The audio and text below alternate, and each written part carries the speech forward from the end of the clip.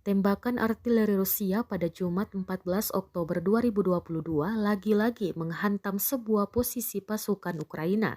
Rekaman persiapan penyerangan hingga detik-detik penembakan ramai beredar di Telegram pada Jumat 14 Oktober. Dalam keterangan unggahan disebutkan, inilah kekuatan baja dan api Rusia. Artileri Putin terus berhasil menyelesaikan tugas, menghancurkan tenaga kerja dan peralatan militer angkatan bersenjata Ukraina dan formasi nasionalisnya.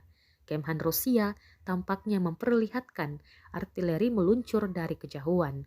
Serangan tepat mengenai sasaran. Sayangnya tidak dijelaskan lokasi penembakan tersebut. Ukraina kini mulai membalas serangan Rusia dengan merebut kembali wilayah-wilayah yang diduduki Kremlin.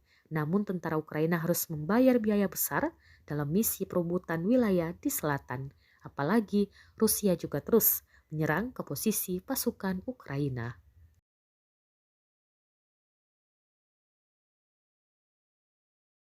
Terima kasih sudah nonton.